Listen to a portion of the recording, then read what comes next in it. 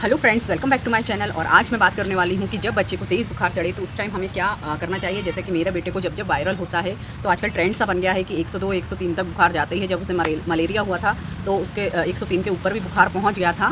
तो मैं तुरंत डॉक्टर को दिखाना ही प्रेफर करती हूँ, क्योंकि मेरा मानना ऐसा है कि अक्सर सीज़न जब चेंज होता है तभी बच्चे बीमार पड़ते हैं। तो नए वायरस आते हैं जो भी, उसकी वजह से लोग बीमार होते हैं। तो डॉक्टर को पता होता है इस बारे में कि क्या इलाज देना है, कितने दिन तक बीमारी रहेगी, कितना फीवर जा सकता है, क्या क्या उसके सिम्टम्स होते हैं। तो वो उसके अकॉर्डिंग दवाई देता है। हम मन से कुछ भी देंगे तो बच्चा भी परेशान होगा, हम भी परेशान होंगे और वो ठीक भी नहीं होगा। तो मैं डॉक्टर को दिखाना ही प्रेफर करती हूँ बच्चे के मामले में।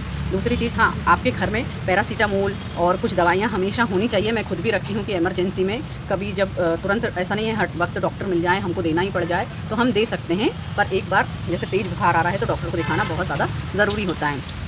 दूसरी चीज़, मन से एंटीबायोटिक बहुत से लोग दे देते हैं कि पिछली बार ये दी थी ये इस बार, तो ऐसा बिल्कुल भी मत कीजिए। हो सकता है इस बार एंटीबायोटिक की ज़रूरत ही ना हो, और मन से तो बिल्कुल मत दीजिए। डॉक्टर जो भी हो, जैसे सर्दी खांसी के साथ बुखार है तो उस तरीके की दवाई का कॉम्बिनेशन बना के देगा। कभी कभी पेट खराब होने की वजह से भी बुखार आता है तो डॉक्टर उस तरीके का कॉम्बिनेशन बनाकर बच्चे को देता है। तो ये गलतियाँ आप बिल्कुल मत कीजिए, अपने मन से दवाइयाँ बिल्कुल मत दीजिए। ना ही आपको डोज़ पता होगा। हो सकता है आपका बच्चा पिछली बार 2 से 3 महीने पहले बीमार पड़ा हो, और अब जब उसको पहले हो सकता है 3 ml उसको दवाई दी हो, लेकिन आज उसे 5 ml की ज़रूरत है। तो उसे प्रॉपर डोज जाना भी बहुत ज़्यादा ज़रूरी है, जो कि आप मन से नहीं दे सकते। नेक्स्ट चीज़ ये होती है कि बहुत तेज़ बुखार जब आता है, जब वायरस जो है बिल्कुल शरीर में पीक पर पहुंचता है, तो हम दवाइयाँ जो देते हैं उससे भी बच्चा तुरंत उसका फीवर नहीं उतरता या कम होता है, या फिर उतरता है और 10 से 15 मिनट बाद दोबारा आ जाता है। लेकिन दवाइयों में लिखा रहता है स्पेशली कि आप 6 घंटे से पहले, 5 घंटे से पहले रिपीट नहीं कर सकते। तब क्या करें, हमारा बच्चा भी जब छोटा था, जब शुरुआती दिनों में बीमार पड़ता था तो हमें भी नहीं पता था, तो हम तुरंत फिर डॉक्टर के पास बार बार जाते थे। तो उन्होंने स्पंज करने की सलाह दी, क्योंकि वही है कि दवाई फिर से रिपीट नहीं कर सकते। तो हमने उनसे ही पूछा कि किस तरीके से स्पंज दें, तो उन्होंने कहा आप पूरे उसके कपड़े रिमूव कर दीजिए, उसके सिर पर पट्टी रखिए, उसका चेहरा पोंछिए, गला पोंछिए, पूरा पेट, पीठ, पाँव सब पोंछिए और गीले कपड़े से, और फिर उसे ठंडा होने दीजिए थोड़ी देर।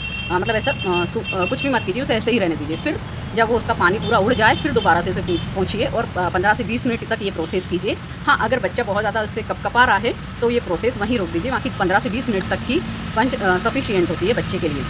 नेक्स्ट चीज़, लोगों को ये लगता है कि ठंडे बर्फीले पानी से ही स्पंजिंग की जाती है, तो ऐसा बिल्कुल नहीं है। नॉर्मल टेम्परेचर के पानी से स्पंज कीजिए। अगर गर्मी या बारिश का मौसम है तो आप नॉर्मल टंकी का पानी ले सकते हैं, लेकिन अगर ठंड का है तो थोड़ा आप गुनगुने पानी से स्पंज कीजिए।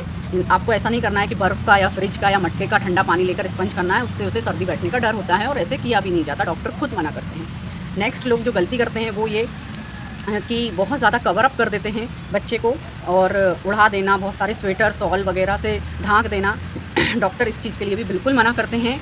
इतना सारा उड़ाने से उसका टेम्परेचर बॉडी का और बढ़ेगा ही, ना कि कम होगा। लोगों को ये गलतफहमी है, मैं खुद बहुत लोगों से सुन चुकी हूँ कि पसीना आएगा तो बुखार उतरेगा। इसको उड़ा देते हैं, बहुत सारा पसीना आ जाएगा, लेकिन ऐसा बिल्कुल नहीं है। पसीना आने की वजह से बुखार नहीं उतरता है, बल्कि जब बुखार उतरता है तब पसीना आता है।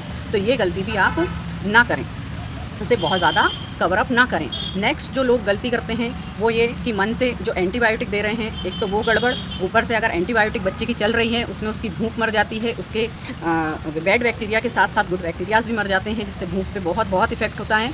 और लोग कोशिश करते हैं कि हम बच्चे को सॉलिड इंटेक दें, सॉलिड फूड खिलाएँ, जैसा कि वो अभी तक खाता आ रहा है। तो आप खुद सोचिए, जब आप खुद बीमार होते हैं तो आपसे खाना नहीं खिलता है, आपका मुंह ख़राब हो जाता है, तो कैसे आप बच्चे के साथ उस टाइम ज़बरदस्ती कर सकते हैं। तो वो भी नहीं खाएगा और आप भी इससे फ्रस्ट्रेट होंगे, बच्चा भी होगा। तो ऐसा बिल्कुल मत कीजिए। उसको हाइड्रेट रखने की कोशिश कीजिए, लिक्विड डाइट दीजिए, समय समय पर उसे पानी दीजिए। आप चाहें तो जो दवाइयों के साथ छोटे से ढक्कन आते हैं उनसे थोड़ी थोड़ी मात्रा में उसे पानी देते रहिए, क्योंकि फ़ीवर में पानी ही बॉडी का सबसे ज़्यादा उड़ता है। तो इस चीज़ का आप बिल्कुल ध्यान रखिए। पैरासीटामोल को हम खाली पेट भी दे सकते हैं। अगर बच्चे को तेज़ बुखार है या हमें ज़रूरत है कि उसको दवाई देना ही चाहिए, तो पैरासीटामोल के आप खाली पेट दे सकते हैं। ऐसा नहीं है कि आपको उसके लिए उसको कुछ ज़्यादा खिलाना ही पड़ेगा, उसके बाद ही आप उसको दें।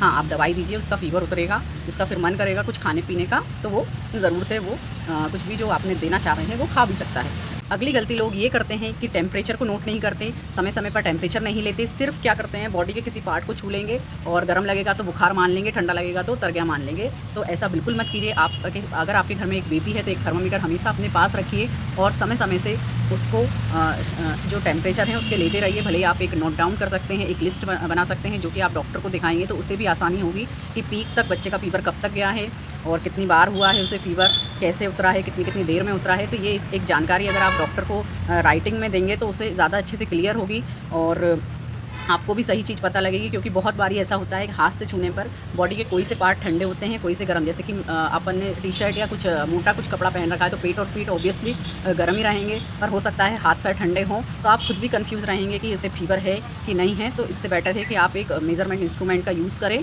और स्पॉन्जिंग करने में लोग ये गलती भी करते हैं कि सिर्फ सिर पर पट्टी रखते हैं, तो ऐसा भी बिल्कुल नहीं करना। डॉक्टर पूरे बॉडी पर पट्टी रखने की बोलता है।